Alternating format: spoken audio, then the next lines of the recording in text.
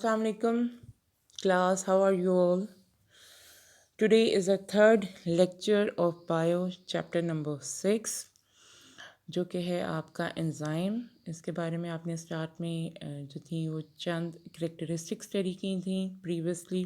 इसके अलावा आपने यूज़र स्टडी किए थे और इसके अलावा हमने कुछ टर्मिनोलॉजीज़ यूज़ स्टडी की थी रिलेटेड टू दी एंजाइम। तो उन तमाम जितनी भी टर्मिनोलॉजीज़ हमने लर्न की थी उसे आपने अच्छी तरीके से जो है वो शॉर्ट पॉइंट ऑफ व्यू से अपनी नोटबुक पे भी मेंशन करना है और इसके अलावा आपने उन्हें बहुत अच्छे तरीके से प्रिपेयर करना है। और अगर आपको किसी भी टॉपिक में, किसी भी क्वेश्चन में, किसी भी चीज़ से रिलेटेड कोई क्वेश्चन आता है आपके माइंड में, तो आप मुझे जो है वो टेक्स्ट कर सकते हैं, बता सकते हैं कि टीचर यहाँ से समझ नहीं आया। तो आज आपका जो लास्ट टॉपिक इस चैप्टर में से आपने करना है according to the smart syllabus, वो है मैकेनिज़्म ऑफ एंजाइम एक्शन। क्योंकि मैंने जो लास्ट टॉपिक भी आपको करवाए वो अकॉर्डिंग टू स्मार्ट सिलेबस ही थे, ठीक है। परेशान नहीं होना, जो जो पॉइंट्स बताए हैं सिर्फ वही पॉइंट्स आपने उसमें से अच्छी तरीके से लर्न करने हैं। तो आज का आपका जो तीसरा टॉपिक है, थर्ड टॉपिक है चैप्टर नंबर 6 का, that is enzyme, that is mechanism of enzyme action. तो सबसे पहले आपको पता होना चाहिए कि what is a mechanism and second enzyme action. तो मैकेनिज़्म हम कहते हैं प्रोसीजर को, मेथड को, एंड टर्मिनोलॉजी को आप कह सकते हैं। मीन ऐसे कोई भी काम करने के लिए आपको जिन डिफरेंट स्टेजेस या स्टेप से गुज़रना पड़ता है वो तमाम स्टेजेस और स्टेप कंबाइन होकर एक प्रोसीजर या एक मेथड क्रिएट करते हैं और वो मेथड जो है वो आपके पास क्या कहलाता है, मैकेनिज़्म कहलाता है। तो एंजाइम जो है, हमने बात की थी कि ये प्रोटीन ग्लोबुलर स्ट्रक्चर है जो कि बायोकैटलिस्ट के तौर पे काम करता है। और अब हमने ये देखना है कि अगर ये डिफरेंट सब्सटेंसेस के साथ रिएक्ट करेगा, अटैच होगा और उसे प्रोडक्ट में चेंज करेगा, तो ये किस किस्म के जो हैं वो उसमें चेंजेस लाएगा और किस तरह ये अपना जो एक्शन है उसे परफॉर्म करेगा। तो इस लिहाज से आपके पास जो हैं वो दो डिफरेंट साइंटिस्ट ने अपने मॉडल पेश किए थे। फर्स्ट आपके पास मॉडल था लोक एंड की मॉडल एंड सेकंड मॉडल है आपके पास इसमें इंड्यूस फिट मॉडल। तो फर्स्ट हम देखते हैं कि किस तरह एंजाइम जो है वो सबस्ट्रेट की नेचर को चेंज करता है प्रोडक्ट में। When enzyme attach with substrate, जब आपका एंजाइम जो है वो सबस्ट्रेट के साथ अटैच होता है, a temporary enzyme substrate complex is form. तो आपके पास एक टेम्परेरी तौर पे, इंटरमीडिएट तौर पे एक कंपाउंड क्रिएट होता है। उस कंपाउंड को हम एंजाइम सबस्ट्रेट कॉम्प्लेक्स कहते हैं। एंजाइम कैटालाइज द रिएक्शन, उसके बाद एंजाइम उस रिएक्शन को कैटालाइज करता है and substrate is transformed into product. और आपका जो सबस्ट्रेट है वो चेंज हो जाता है, बदल जाता है, उसमें तब्दीलियाँ आती हैं, वेरिएशंस आती हैं and it is changes into a product और वो प्रोडक्ट में तब्दील हो जाता है।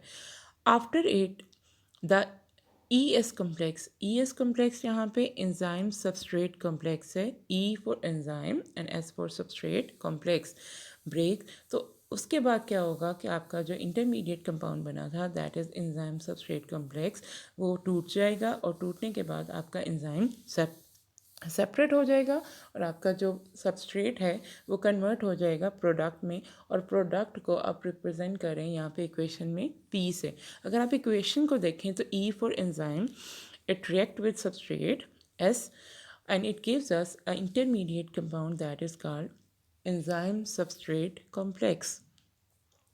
After this रिएक्शन, जब आपका रिएक्शन कंप्लीट होगा और एंजाइम जो है वो इस रिएक्शन को कैटालाइज कर देगा, तो उसके बाद ये कॉम्प्लेक्स क्या होगा, ब्रोकन डाउन होगा। और ब्रोकन डाउन होने के बाद आपका एंजाइम सेपरेट हो जाएगा और आपका सबस्ट्रेट जो है वो एक नए सब्सटेंस में चेंज हो जाएगा जिसे आप किसका नाम देंगे, प्रोडक्ट का नाम देंगे। तो यहाँ तक समझ आ गया आपको। नेक्स्ट है कि हमने बात की कि मैकेनिज़्म ऑफ एंजाइम एक्शन में दो मुख्तलिफ साइंटिस्ट ने दो डिफरेंट टाइम ड्यूरेशन में जो था वो अपने मॉडल पेश किए थे। तो फर्स्ट मॉडल है आपके पास एम.एल. फिशर का जो कि लोक एंड की मॉडल है। और ये मॉडल जो था वो एक जर्मन केमिस्ट ने पेश किया था 1894 1994 में। तो लोक एंड की मॉडल किसने प्रपोज किया था? ML Fisher in 1894। According to this model, इस मॉडल के according both enzyme and the substrate possess specific shape that fit exactly into one another. अब उसने कहा कि जिस तरह लोक और की में हर एक की जो है वो एक स्पेसिफिक लोक के लिए बनाई गई होती है और वो सिर्फ उसी लोक को ओपन कर सकती है, इसी तरह हर एंजाइम और सबस्ट्रेट अपनी शेप के लिहाज से जो है या अपनी कैटालिटिक एक्शन के लिहाज से भी स्पेसिफिक होते हैं और एक ख़ास एंजाइम एक सबस्ट्रेट को उसके प्रोडक्ट में तब्दील या चेंज करने की एबिलिटी या सलाहियत रखता है. So according to this model, both enzyme and the substrate possess specific shape that fit exactly into one another, and this model explains enzyme specificity. अगर आप इस डायग्राम को गौर से देखें तो यहाँ पे आपके पास एंजाइम है, ऊपर आपके पास क्या है? सबस्ट्रेट. और हमने बात की थी कि एंजाइम का सिर्फ एक स्मॉलर रीजन जो है वो एक्ट करता है कैटलिस्ट के तौर पे और उस स्मॉलर रीजन को हम एक्टिव साइट कहते हैं. तो सबस्ट्रेट जो है वो फिट होता है with enzyme at specific orientation, और अगर एंजाइम जो है और वो चेंज हो जाता है into a new substance that is called product.